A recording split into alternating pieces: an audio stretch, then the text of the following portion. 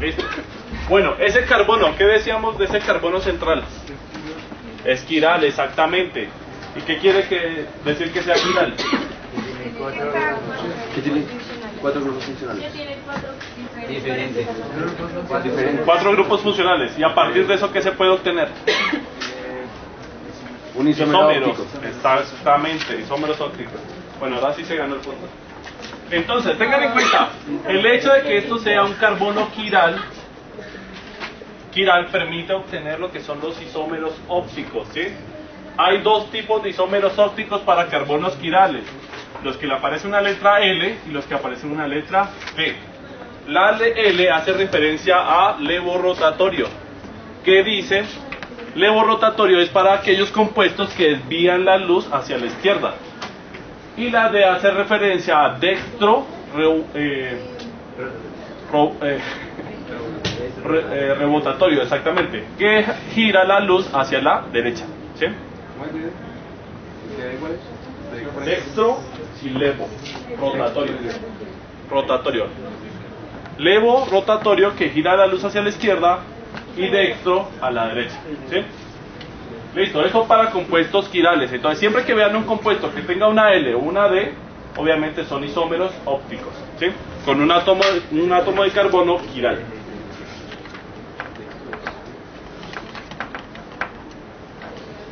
Bueno, tengan en cuenta, cuando clasificábamos los aminoácidos, ¿en cuántos grupos los clasificábamos? ¿Cuáles eran? Los polares, los aromáticos. Los aromáticos y los catiónicos y el Polares, ¿no? polares. Polares, alifáticos, obviamente. Los Aromáticos, Aniónicos y catiónicos. aniónicos. ¿Y en qué se diferencian los polares de estos dos? Dime, explica. Exactamente. Siempre que tengan aniones o catiónicos, hace referencia a que tienen una carga, ¿sí? Una carga neta como tal. En cambio, los polares, pues tienen un grupo que es bastante electronegativo. Entre los polares, ¿a quién encontrábamos? ¿Qué grupos funcionales teníamos ahí? El alcohol. No, el carboxílico lo teníamos en aniones. Recuerden que el ácido carboxílico, siempre que se desprotona, me produce un anión, ¿sí? Entonces aquí en aniones vamos a tener Las aminas también son polares. amidas.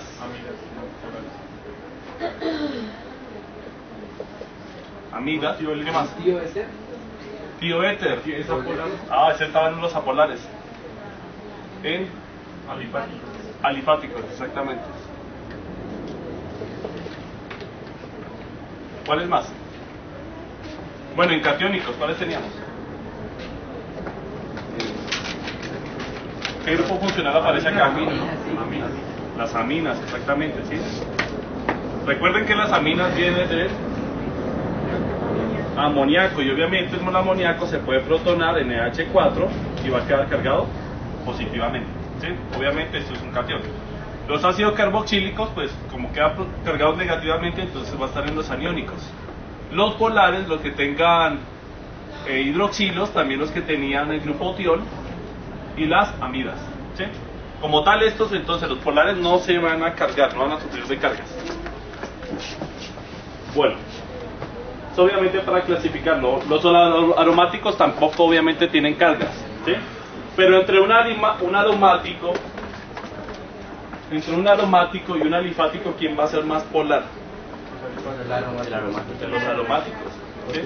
Los aromáticos son más polares. Recuerden que los anillos bencénicos tienen sus orbitales pi hacia afuera del tablero, ¿sí? Estos dobles enlaces significa que tienen orbitales pi hacia afuera. Como esos electrones están hacia afuera, pues se encuentran más expuestos a un ambiente químico, ¿sí? Por eso son más polares que los alifáticos.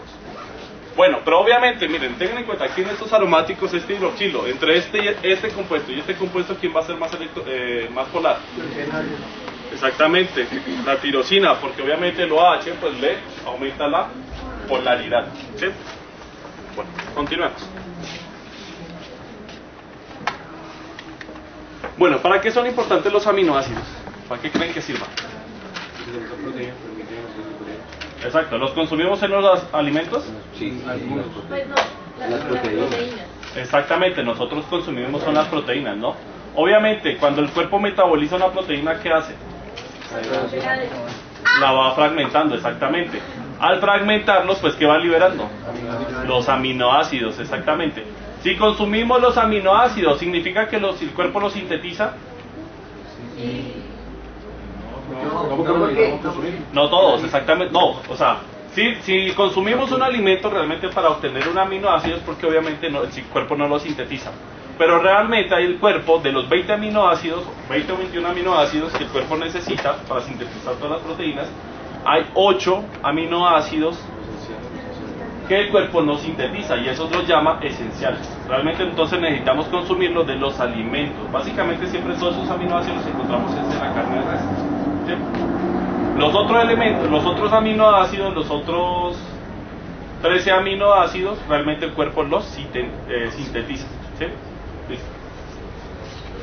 Bueno, realmente eso ya lo van a dar con más profundidad en bioquímica. Pero bueno, volviendo acá, tengan en cuenta, obviamente, si tenemos dos grupos, el ácido carboxílico, o en este caso el carboxilato, porque está sin el protón, y tenemos un grupo amino, ambos tienen propiedades ácido-base, ¿sí? ¿Qué es un ácido? Vitama. ¿Qué es un ácido?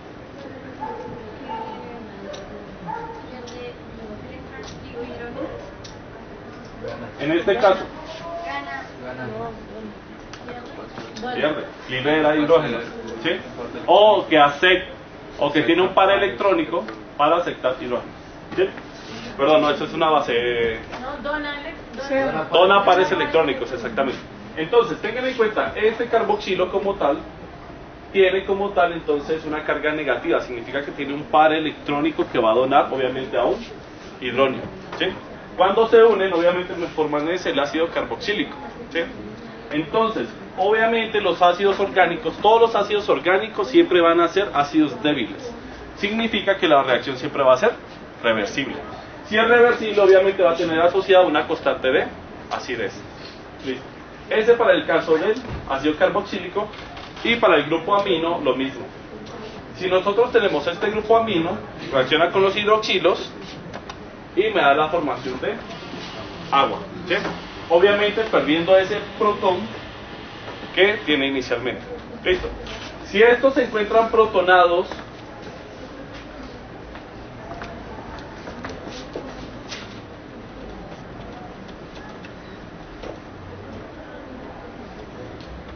si los dos grupos se encuentran protonados,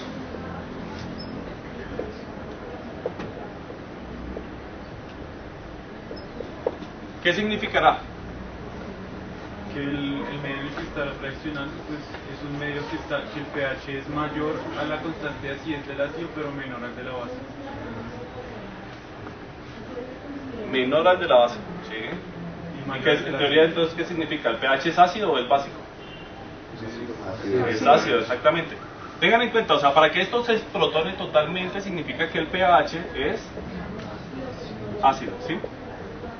¿Sí? Entonces el pH debe ser en este caso, bueno, entre esta especie y esta especie, entre el grupo amino y el ácido carboxílico, ¿quién tiene mayor fuerza de acidez? El ácido carboxílico, obviamente por eso es un ácido, ¿sí? Recuerden que las bases, bueno, en este caso se va a comportar como un ácido conjugado, y esto pues su constante debe estar, la pH es más alto, ¿sí? ¿Se acuerdan cuál era la constante de acidez del amoníaco? Perdón, la constante de basicidad, ¿no? Que era de 1.8 por 10 a la menos 5. Si hablamos de la constante de acidez, debe ser alrededor de, bueno, calculen a cuánto va eso, la constante de acidez.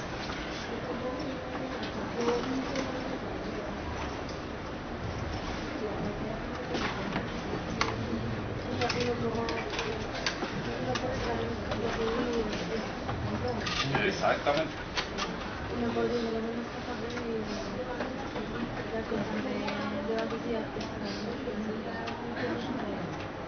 ¿5 por 10 a la menos? 5 por 10 a la menos 10. 5.5 por 10 a la menos 10. ¿Sí? Entonces, tengan en cuenta, este es un ácido supremamente débil porque su constante es muy pequeña. ¿Sí? Es un ácido bastante débil. Listo, entonces tengan en cuenta, como esto viene del amoníaco, pues debe tener una constante muy parecida a esta. ¿Sí? Entonces, esta constante de acidez es considerablemente baja. El equilibrio debe aparecer, por lo tanto, a un pH más o menos de 9, 10. ¿Sí? Listo. En cambio, este, como es un ácido, entonces la constante debe ser mayor a 1 por 10 a la menos 5, aproximadamente. ¿Sí? Listo. Entonces, tengan en cuenta, si yo tengo ambas especies protonadas, significa que estoy trabajando un pH ácido. ¿Por qué ácido? Porque obviamente estoy protonando el carboxilo, lo estoy protonando con un H, y el grupo amino también lo estoy protonando, ¿sí? Entonces significa que este pH es inferior tanto a la constante de acidez del grupo amino como la constante de acidez del grupo carboxilo, ¿sí? Si el pH lo vamos aumentando, significa que vamos disminuyendo la concentración de hidrónios y aumentando la concentración de OHs, entonces vamos a ir desprotonando. ¿Quién se va a ir desprotonando primero? Pues el ácido, ¿sí? Porque obviamente vamos a ir neutralizando el más fuerte, ¿sí? Posteriormente, cuando lleguemos a un pH 9-10, ahí sí empezamos a desprotonar el grupo amino. Entonces pasaría a NH2. ¿Sí queda claro eso? Listo. ¿De qué me sirve eso? Realmente eso lo que estamos haciendo con el cambio de pH, estamos cambiando las cargas, ¿sí?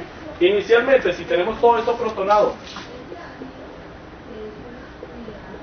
¿cuál va a ser la carga de ese compuesto?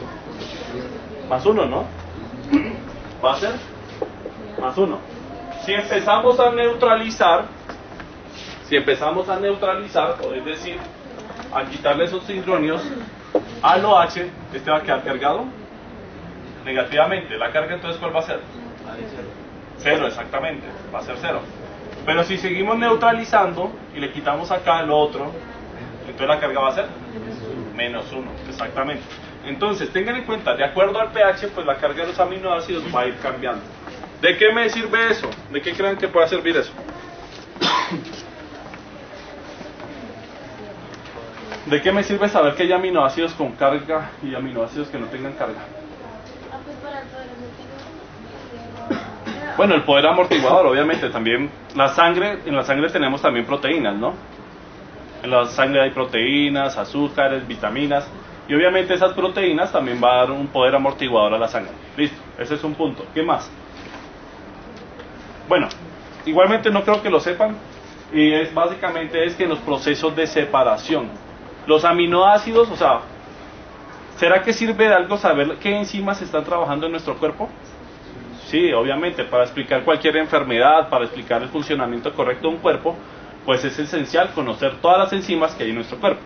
Si no conocemos todas las enzimas, pues obviamente vamos a conocer qué aminoácidos las componen, ¿sí? ¿Cómo hacemos eso? Realmente, cogemos la enzima como tal y la podemos ir fragmentando. Si fragmentamos la enzima, pues liberamos cada uno de los aminoácidos. A un pH determinado, cada aminoácido tiene una carga determinada, y esa carga lo que permite es que podamos separarlos. Al separarlos, pues yo puedo identificar cada uno de los aminoácidos que componen ese... Las proteínas más o menos se componen de aminoácidos y los péptidos. Los péptidos son realmente, o sea, aparte de las proteínas también. Los péptidos son aminoácidos exactamente pequeños. O sea, son cadenas apenas que van de dos aminoácidos unidos hasta 8. Bueno, los oligopéptidos van hasta 8, los péptidos van hasta alrededor de 20. ¿Sí? Bueno, continuemos.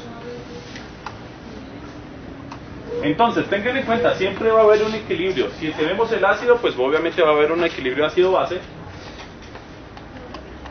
Y si tenemos el grupo amino, pues va a haber un equilibrio ácido-base, ¿sí?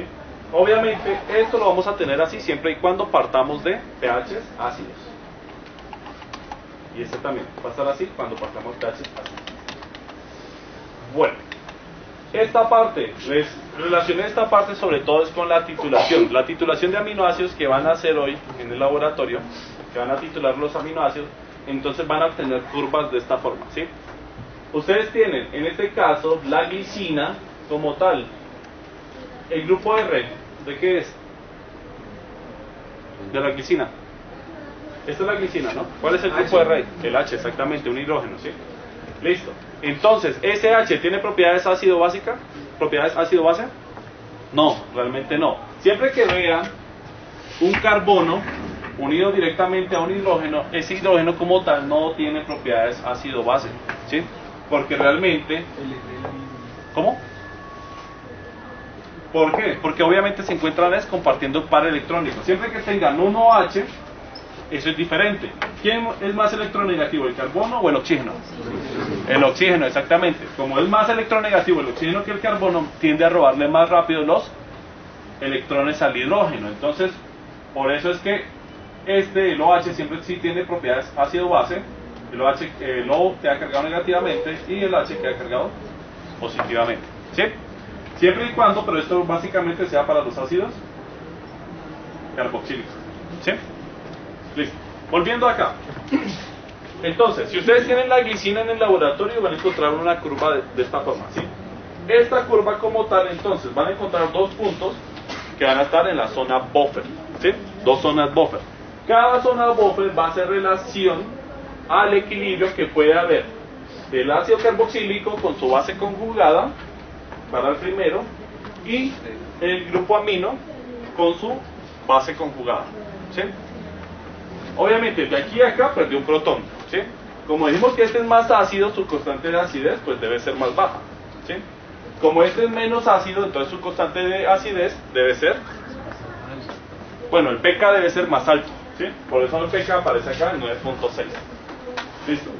Lo que les menciono, esto me sirve realmente es para hallar el punto isoeléctrico, perdón, para hallar el punto isoeléctrico, el punto de carga cero. El punto isoeléctrico que me dice que es el punto de carga cero, yo lo puedo calcular en este caso, es sacando el promedio de las constantes, ¿sí? O sea, sumo estas dos constantes y lo divido por 2. De esta forma encuentro que el punto isoeléctrico va a estar en 5.97. ¿Por qué? De esta transición acá, ¿qué carga tiene acá? Positiva, ¿sí? Más 1.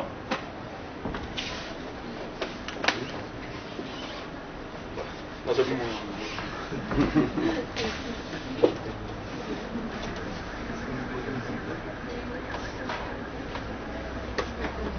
En este primer punto dijimos que tiene carga más 1, ¿no? Más 1. Cuando pasamos de aquí a acá, ¿qué carga tienes? 0. Y en el último punto, menos 1, ¿sí? Entonces, el punto de carga 0, el punto isoeléctrico como tal, entonces va a ser el promedio de esto con esto, ¿no? ¿Sí? Sacando el promedio de esto con esto, pues voy allá, el punto de carga 0. ¿Cuál es el promedio? Pues la constante, el P, Ka ha sido 1 y el P, K ha sido 2, ¿sí? ¿Sí que acuerdo? Listo. Eso para hallar el punto isoeléctrico de ese aminoácido. Pero obviamente podemos irlo complicando. Tengan en cuenta, en este caso el grupo R es alifático, ¿no? ¿Sí? ¿O no? Es alifático. En este caso no es alifático, ahí tienen es el ácido glutámico. En el caso del ácido glutámico, ¿cuántos grupos carboxilos tiene? 2. ¿Cuántos grupos amino? 1. Listo. Obviamente este grupo amino tiene una constante de acidez. Este ácido carboxílico tiene otra y este otro ácido carboxílico tiene otra constante de acidez, ¿sí? Obviamente las constantes de los ácidos van a ser más grandes que el grupo amino, ¿sí? ¿Sí o no? O sea, este es el pK. Obviamente el pK van a ser siempre menores que el pK del grupo amino. Pero si obviamente si lo transformamos a constante, pues va a ser mayor. Listo. Entonces, si vamos a neutralizar, ahí que va a ir cambiando.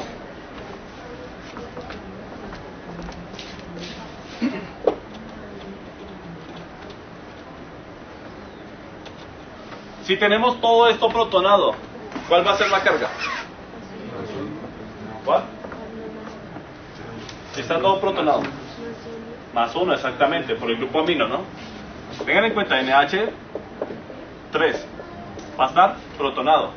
Los ácidos carboxílicos, digamos que este es 1 y este es 2. El 1 va a estar protonado y el 2 va a estar protonado.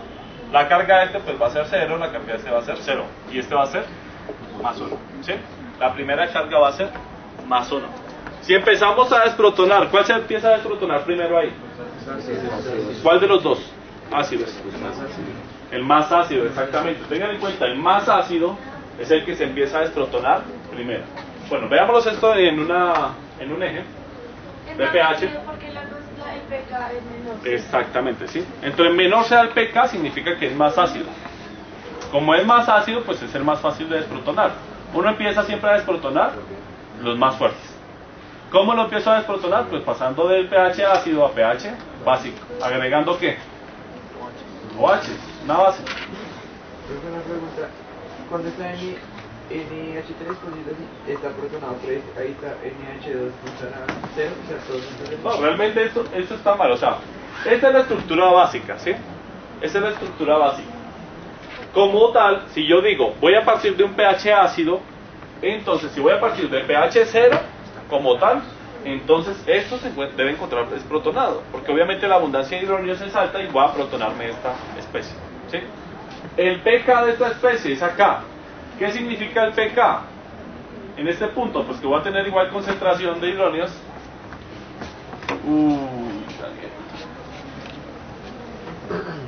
Bueno, esta la paso porque hay cambio de salón. Entonces, tengan en cuenta, el equilibrio de este grupo amino entre protonado y desprotonado, ¿sí?, es en 9.67. ¿Sí? Posterior a 9.67, ¿qué pasa? ¿Se protona o desprotona? Se desprotona, ¿no?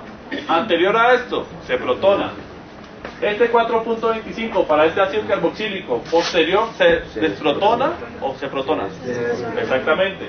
Lo mismo acá, para el otro ácido carboxílico, por debajo se protona y por encima se desprotona. Exactamente. Creo que tiene que ver algo que el ácido carboxílico mata todo lo que está más cerca a la amina, ¿o no? Porque uno es más ácido que el otro. Por el ambiente químico, realmente. Pero eso ya es más complicado de explicar. Realmente no es esencial que lo vean. Bueno, tengan en cuenta. Lo importante que tienen que entender acá es que obviamente la constante me dice qué tan ácida es una especie de otro, ¿sí? Entonces, tengan en cuenta esto. Si partimos de pH 0, la carga va a ser más 1, ¿no?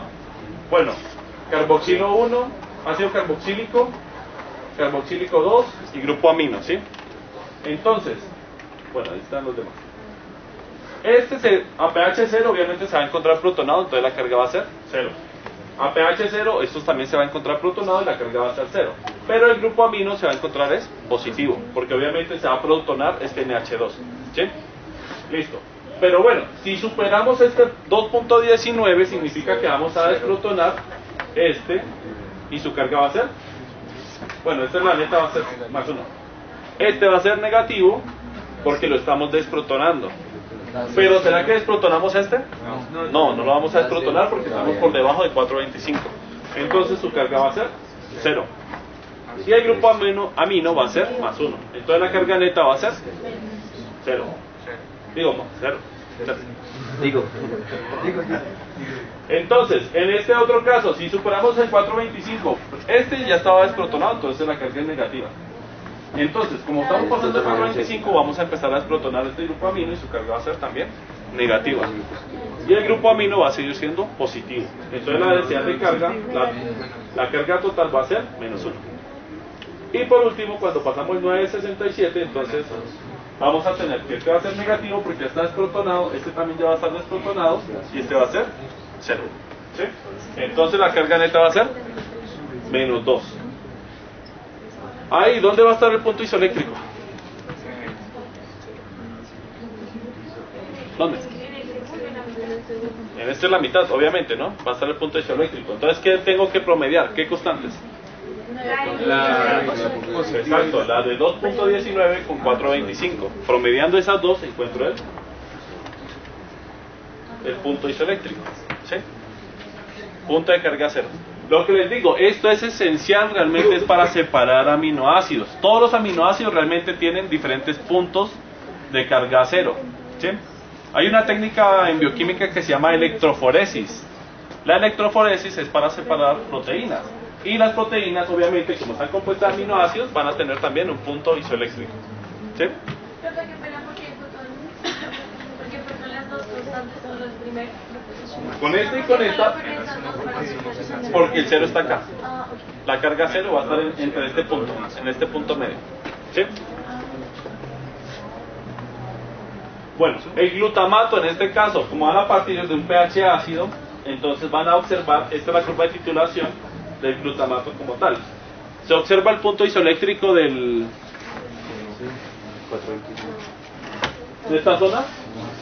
No, ¿por qué no se observa? Porque no estamos cerca. Porque ¿Cómo? los dos porque están muy cerca. Exacto, las dos zonas buffer están muy cercanas. Tengan en cuenta, para cada pK hay una zona buffer, ¿sí? Como estas dos zonas buffer están tan cercanas, entonces hacen que el punto de equivalencia o el punto isoeléctrico en este punto no se pueda observar, ¿sí? No lo puedo observar realmente porque hay dos zonas buffer, ¿sí? Entre mayor sea la separación, ahí sí lo puedo observar. Tengan en cuenta, la separación de aquí a acá son casi 2 unidades, ¿sí? Entonces están muy cercanas y no puedo ver el punto isoeléctrico. Pero de acá, de 4 a 9, pues son casi 4 unidades también. 4 unidades, entonces realmente hay una mayor separación y las zonas buffer están más separadas como tal. Ahí sí ya podría ver como tal el punto isoeléctrico. Lo mismo acá, lo que les mencionaba. El primer pK va a ser para este ácido carboxílico. Entonces, en su titulación, eliminamos la carga. El segundo, este pKr hace referencia al radical, a este carboxilo que está en el radical, ¿sí? Lo mismo, cuando lo titulamos, desprotonamos esto. Y por último, el pK2 hace referencia al grupo amino, que lo vamos a desprotonar. Es decir, que el isoeléctrico está entre 219 y 425, pero no se ve. Exactamente. Y entonces, O sea, realmente, si yo tengo esta gráfica como tal, yo no lo puedo calcular, ¿sí? No lo puedo calcular, ¿por qué? Porque obviamente el punto isoeléctrico va a estar parecido en el punto equivalente. Pero, como hay las dos zonas buffers tan cercanas, entonces no se puede ver como tal, ¿sí? ¿Cómo lo hago? Pues haciendo la distinción de cargas. Acá la carga es más 1, acá es 0, acá es menos 1. Entonces el punto medio de estos dos puntos pues me va a dar el punto isoeléctrico. Teniendo el punto isoeléctrico, que en el caso anterior, aquí me dijo que era 3.22, ¿no? 3.22.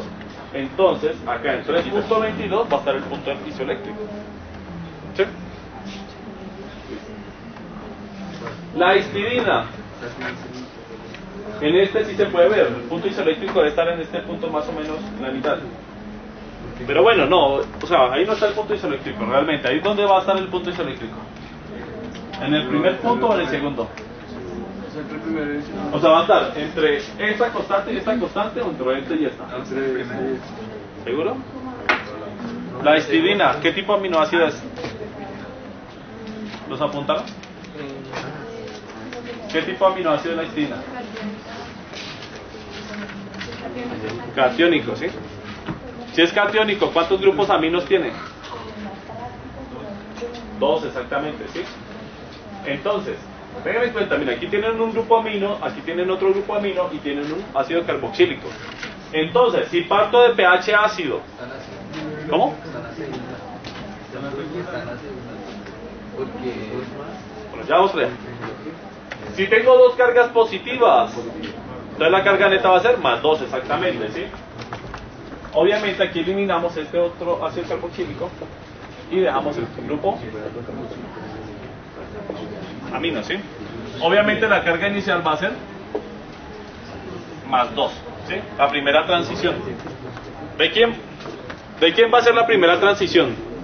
¿Del carboxilo, del grupo amino o del segundo grupo amino? Del ácido carboxílico, ¿sí? Entonces la primera constante vamos a desprotonar el carboxilo. Pasamos de más 2 a más 1, exactamente. La segunda, entonces va a ser este grupo amino que vamos a... no, bueno, perdón. Es este grupo amino. lo desprotonamos. Al desprotonarlo, entonces ¿qué carga va a quedar acá? Cero, exactamente. Y si desprotonamos el último grupo amino, ¿a qué va a depender?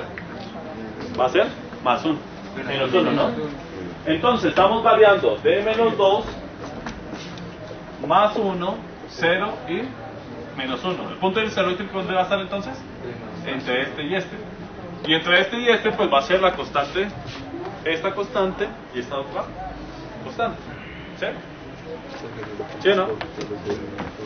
Lo que les digo, realmente entonces, las constantes, para saber, a ver, tengan en cuenta, para saber si este es más ácido que este, realmente tengo que tener las constantes. Si las constantes no puedo saber cuál es más ácido. ¿Sí? ¿Tiene que ver algo que esté con los carbonos? ¿Cómo? ¿Tiene que ver algo que esté con los carbonos? ¿Cuál? El grupo amino. No, realmente, bueno, es más fácil verlo con las constantes. Con las constantes yo sé que este va a ser más ácido que este. Pero realmente la explicación de que este sea más ácido, realmente se debe es que hay resonancia en este anillo. Aquí se forma un anillo, este nitrógeno tiene un par electrónico y lo permite compartir, y se forma un anillo, lo que le da estabilidad.